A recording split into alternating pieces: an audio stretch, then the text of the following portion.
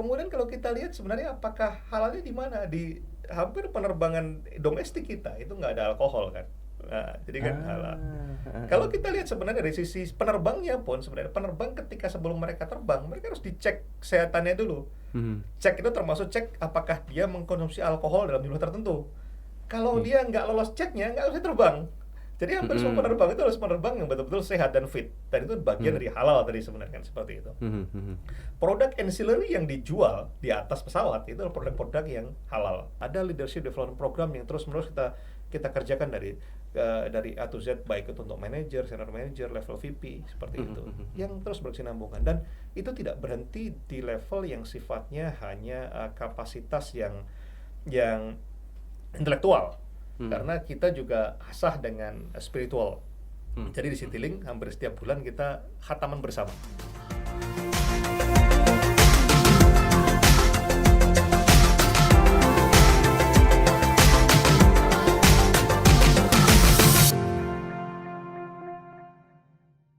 Kita nggak bisa menafikan juga nih Pak Arief, kan butuh simbiosis mutualis yang sangat luar biasa. Iya. Kerjasama antara pemerintah, investor, ya pentahelix tadi Iya. gitu ya. Seberapa besar sih sebetulnya peran mereka ini terhadap pengembangan sebuah industri halal? Saya masih fokus ke industri halal dulu Iya, nih Pak iya, Arief. iya, iya. Sangat besar Mas, karena mereka itu sebenarnya kan satu sisi di beberapa tempat itu mereka jadi produsennya, Heeh, tapi di heeh. sisi yang lain mereka jadi konsumennya juga gitu. Iya, Jadi iya. harapannya Setuju, sebenarnya setuju. apa yang mereka produksi itu mereka bisa nikmati gitu. Mhm, mhm. Gitu, nikmati dengan betul-betul sama seperti halnya mungkin zaman dulu orang-orang sering kita dengar cerita itu Mhm. bagaimana petani itu merawat sawahnya dengan sangat luar biasa karena Mhm. hasil sawahnya itulah yang akan dimakan nanti untuk keluarganya. Oke. Bagaimana kemudian merawat ikan saat dari kecil sampai dewasa, Mhm. karena apa ikannya itulah nanti yang akan dikonsumsi keluarganya. Mhm. Bagaimana ayam itu dirawat dengan baik karena ayam itu diharapkan menjadi besar dan apa? Ketika nanti anaknya itu khatam Al-Qur'an disembelih bareng-bareng untuk Heeh. perayaan itunya. Dan itulah yang sebenarnya. Hal yang mungkin yang simpel adalah bagaimana kemudian eh, ada responsibility dari awal tadi bahwa Mhm. produk yang ini tadi itu akan dikonsumsi oleh orang yang menjadi konsumsinya dia sendiri gitu. Jadi Oke. ketika dia punya tanggung jawab ini tadi, maka apa? Saya yakin dari hati itu akan memproduksi yang terbaik. Gitu. Pak Memang Arief, tidak mudah. iya, baru saya mau bilang itu Tidak nggak mudah. semudah membalikan telapak Betul, tangan gitu setuju ya. banget, setuju banget. Keterlibatan pemerintah perannya berapa persen kalau diparetokan? Nggak, walaupun ini nggak jadi Yes. PR pemerintah mutlak ya Pak Arief Betul, ya? betul. Katakanlah kalau kita bagi tadi kan pentahelix 100% dibagi 5, 20% Heeh, katakan 20%. seperti itu ya. Oke, oke. Tetapi pasti akan ada trajektorinya berbeda-beda. Di Hmm. awal itu pasti akan butuh yang namanya dirijensi yang luar biasa dari pemerintah tadi. Oke. Bisa jadi di awal-awal itu 50%. Mhm, Karena mhm. mungkin peran dari masyarakat tadi itu belum optimal. Karena apa? Dia masih melihat, namanya masyarakat kan wait and see, melihat Mhm, seperti mhm. apa sih ininya, seperti apa sih ininya. Kalau echo atau gaung yang didorongkan oleh pemerintah as a leader tadi itu tidak dapat Mhm. ditangkap dengan baik oleh masyarakat, mungkin akan Mhm. itu tadi. Sama dengan yang sektor industri tadi.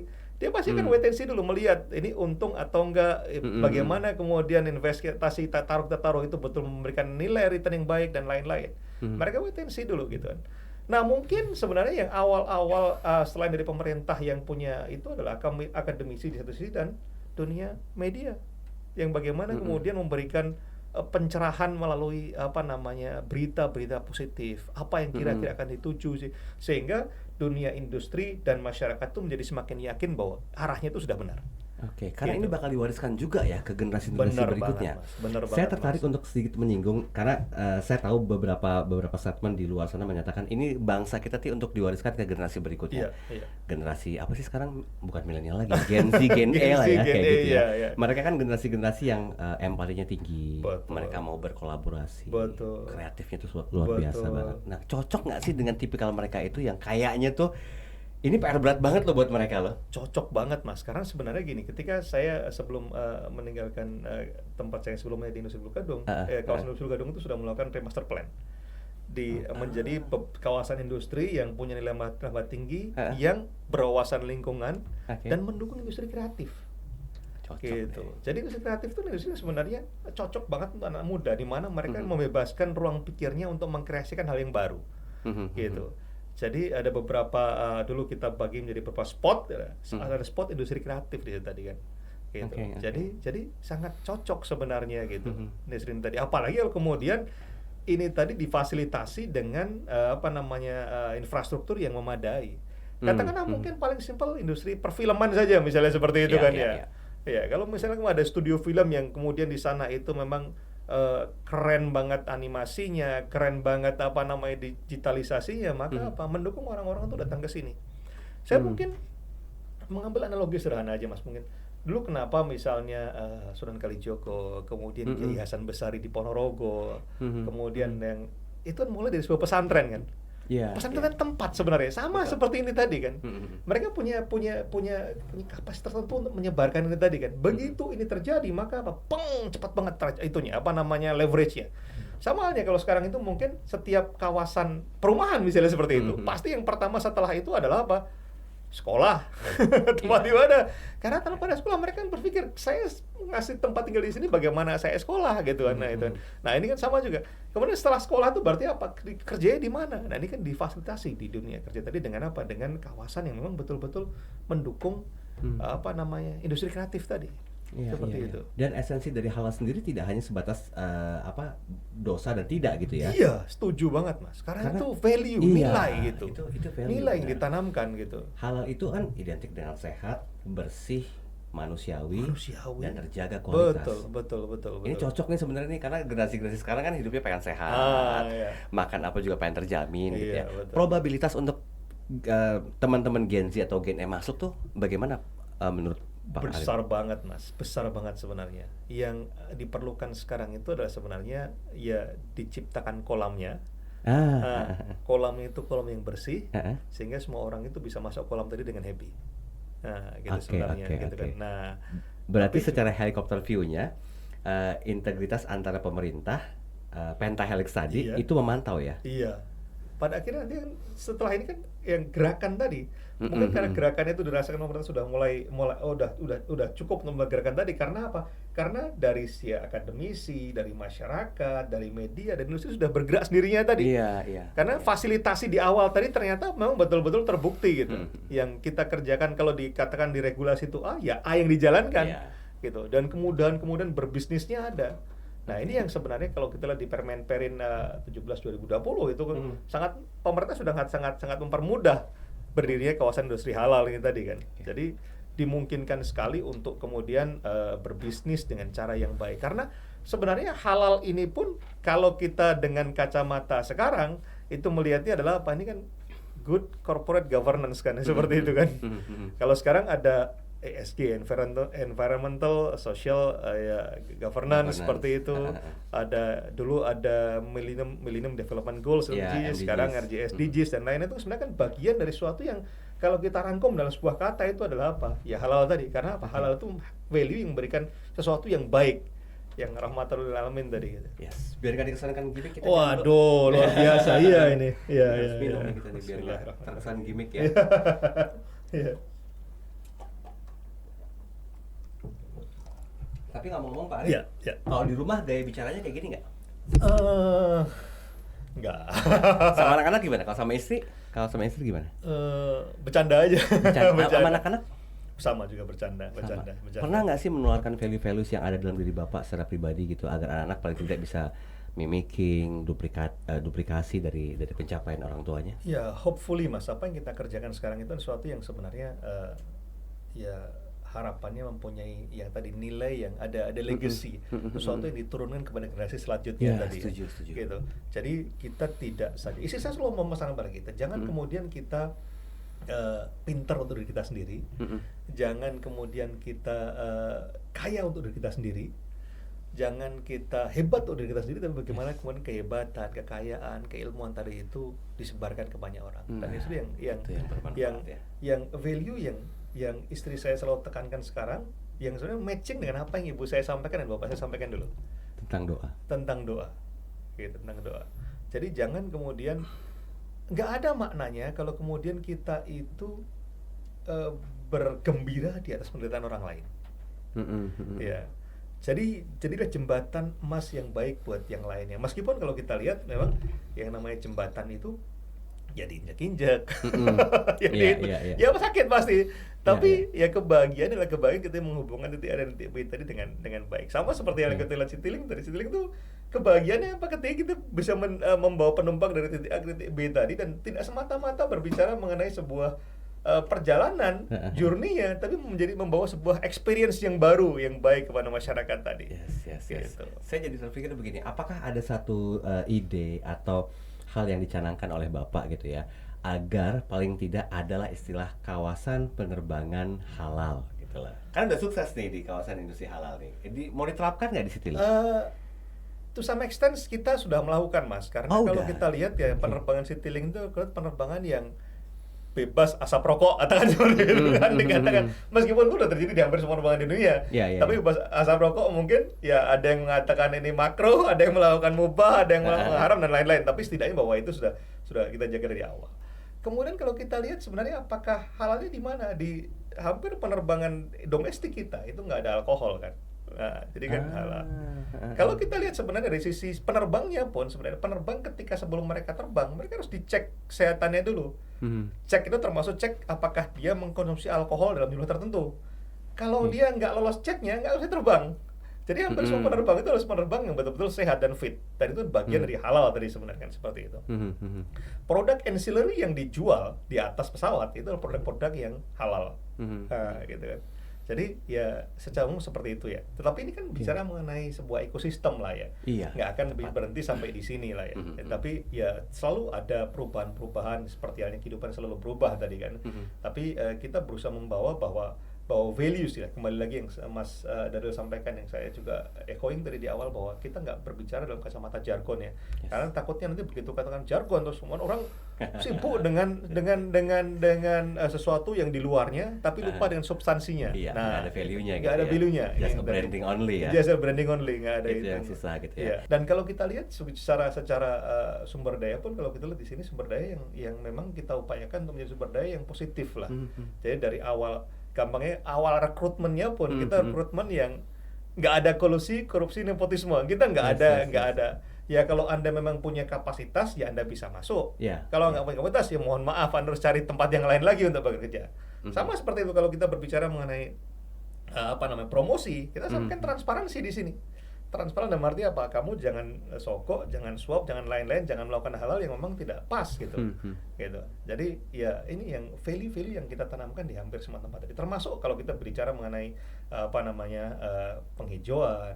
Kita punya beberapa gerakan-gerakan penghijauan. Kemarin terakhir kita juga gerakan bersih sungai di Ciliwung seperti itu. Itu bagian yang sebenarnya memang tone of the top. Mungkin terkesan selebrasi di awal. Tapi selebrasi yang kemudian kita coba untuk sampaikan ke seluruh super greenness Citylink, pegawai-pegawai Citylink, bahwa ayo kita berubah. Ini sebenarnya legasi dari sebelumnya atau bagaimana, Pak? Saya pikir kita tidak bisa mengklaim bahwa ini adalah pekerjaan sekarang. Ini pekerjaan yang terus-menerus berjalan ya, berjalan sepanjang waktu gitu. Cuman ada mungkin bahwa kita tidak merubah tujuan, tapi cara yang kita ubah untuk melakukan ini tadi. How to-nya yang dirubah gitu ya. Oke, baik. Jadi kalau misalnya bicara masalah segala kontribusi yang dilakukan itu, ya betul, ini meneruskan apa yang sudah dicanangkan oleh sebelumnya, Direktur Human Capital sebelumnya, diteruskan oleh Pak Arief, dan entah kita sampai kapan gitu. Ya, harapannya pasti akan selalu terus-menerus bersambung menyambung, karena kita tidak mulai dari nol, katakan seperti itu kan. Jadi terus-menerus kita upayakan yang terbaik untuk memberikan tidak saja bahwa kita Citylink, kita harapkan setiap teman-teman yang Citylink itu menjadi ambassador dari sebuah kebaikan tadi kan. Ambassador dari sebuah kebahagiaan gitu kan. Kalau kita lihat dari value-nya yang ditanamkan oleh BUMN itu kan akhlak dan amanah, kompeten, loyal, adaptif, kolaboratif, harmoni dan seperti itu. Bagian yang memang selalu kita sampaikan. Bahkan di kemarin misalnya contoh paling simpel, misalnya kalau kita lihat PKB, perjanjian kerja bersama.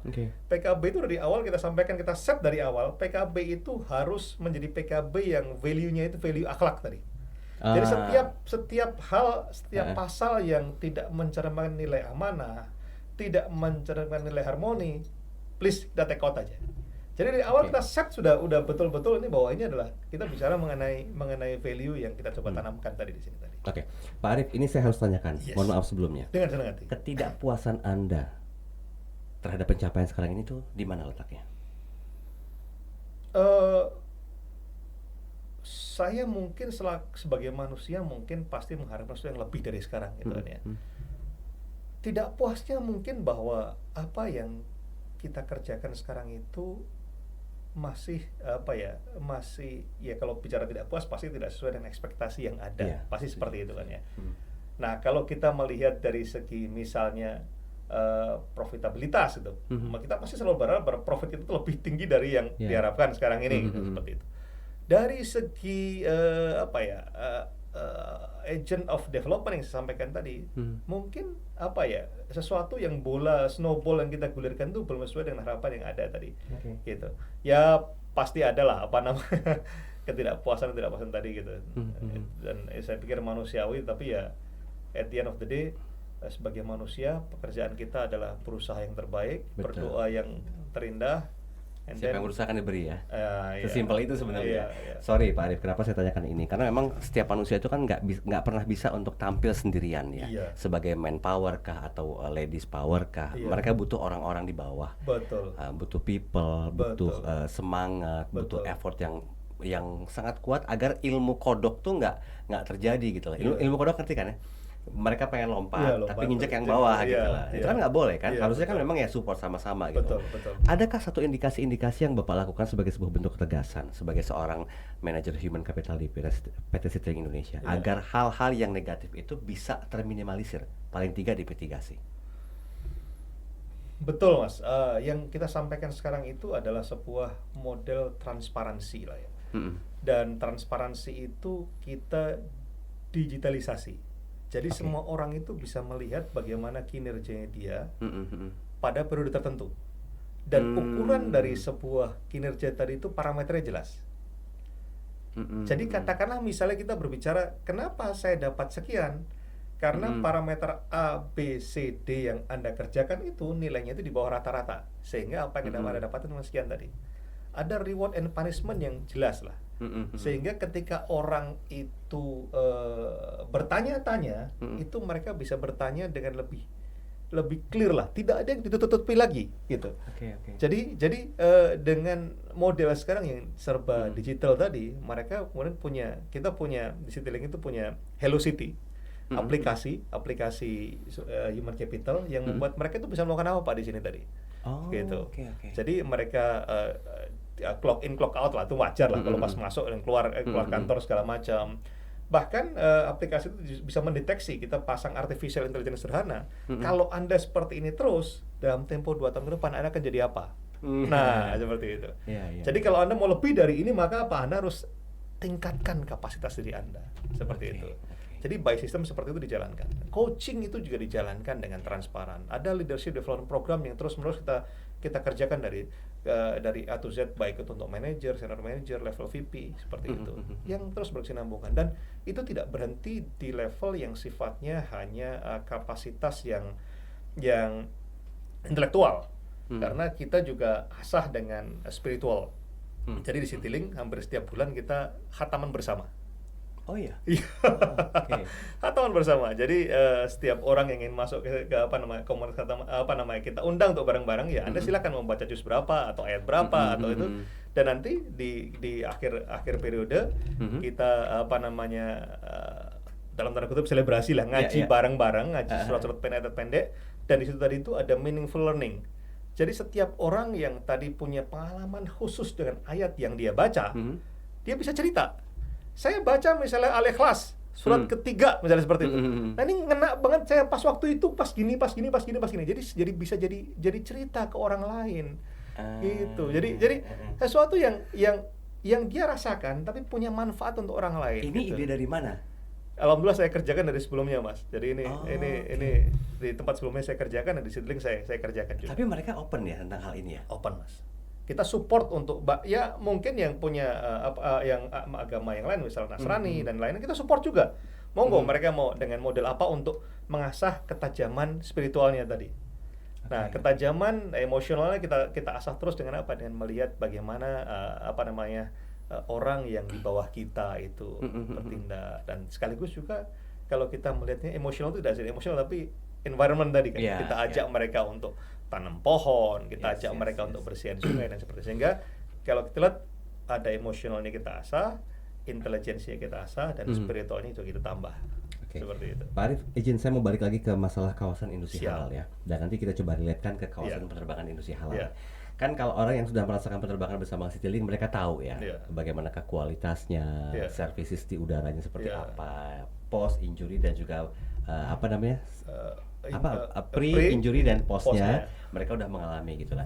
Yang ingin saya tanyakan, apakah memang ini bagian dari sebuah campaign juga yang mungkin bagi banyak orang belum merasakan segala hal yang didapatkan oleh orang yang merasakan ketika bersama dengan Citylink? Apakah ada kampanye-kampanye yang disampaikan kepada publik bahwa terbang bersama Citylink itu merupakan terbang dengan penerbangan halal lah? Iya. Karena saya yakin banyak juga penerbangan lain yang juga mendeklar hal tersebut gitu. Nah, apa pembedanya dengan Citylink? Yang selalu sekarang kita sampaikan kepada seluruh loyal customer kita, pelanggan-pelanggan setia kami adalah bahwa terbang itu tidak semata-mata terbang. Terbang itu tidak semata-mata memindahkan Anda dari titik A ke titik B. Tapi bagaimana penerbangan tadi itu juga membuat Anda merasa happy, menjadi bahagia dengan penerbangan Anda tadi. Jadi penerbangan itu tidak semata-mata bercerita mengenai sebuah airport, pesawat, tetapi experience yang muncul ketika kita di airport, ketika kita di pesawat, ketika di tempat main itu bisa menjadi hal yang positif. Sebenarnya seperti ini sebenarnya.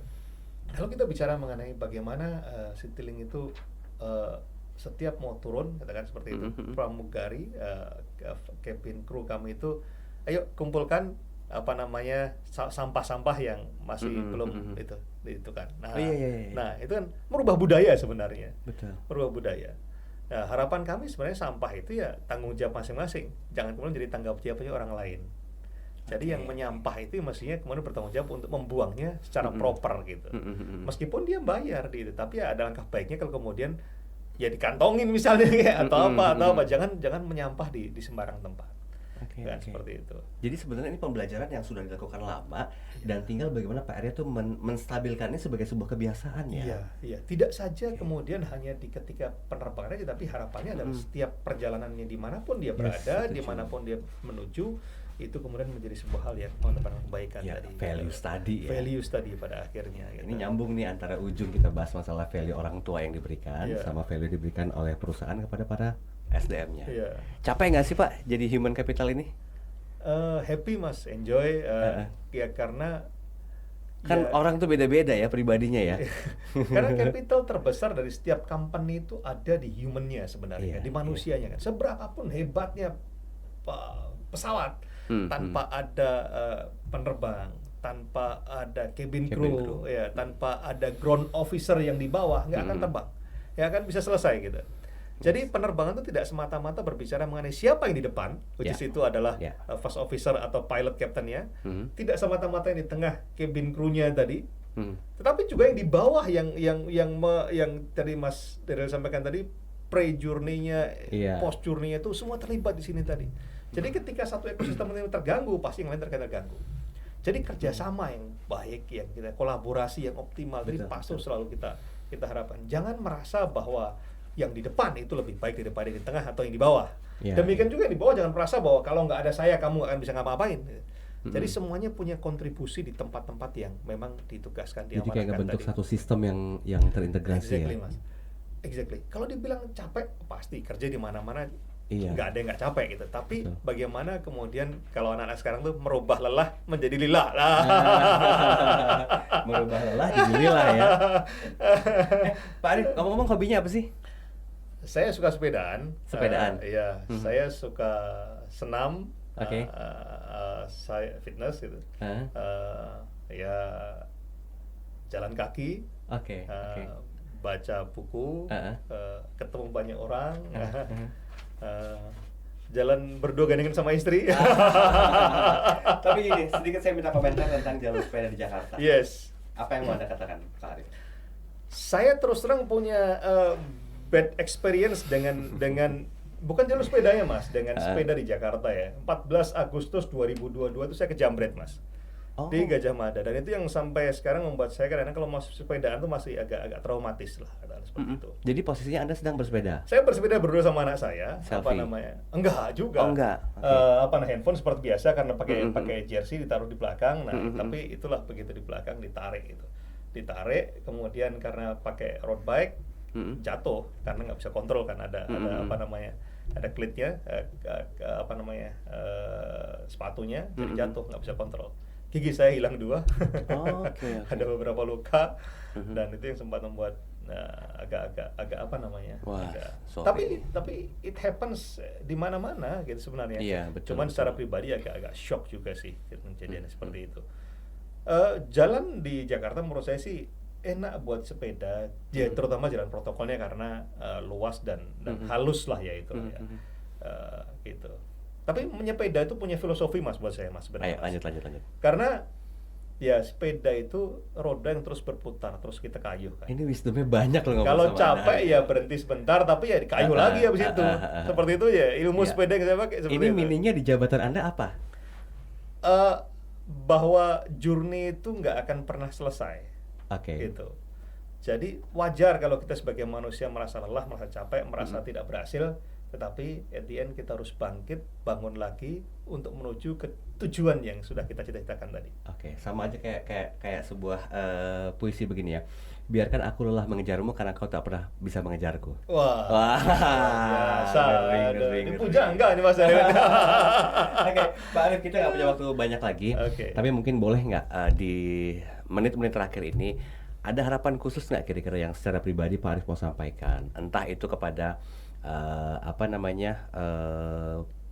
para pendengar kita di podcast ini, di podcast message ini, atau mungkin yang Anda mau sampaikan agar ada satu bentuk saya bilang PR sih enggak juga ya, tapi hal yang wajib mereka lakukan lah, karena setiap orang tuh pasti punya masanya Pak Arif.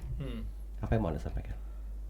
Saya berharap generasi sekarang itu bukan menjadi generasi yang instan, generasi yang selalu punya semangat, tidak mudah menyerah, selalu berjuang, dan menjadi orang yang humble ya.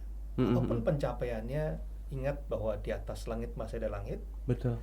Bahwa segala sesuatu itu datangnya dari kasih dan sayangnya Allah Subhanahu wa taala, dari Tuhan yang Maha Kuasa.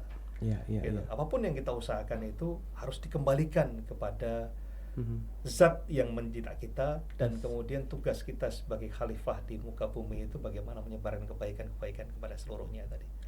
Gitu. Menjadi keran rizkinya yang Maha Kuasa. Amin. Kenapa saya tanyakan ini? Karena kan pernah juga ada master plan dari kawasan industri di Pulau Gadung ya. Itu nasibnya bagaimana? Kan udah banyak amanat-amanat yang dilakukan. Betul.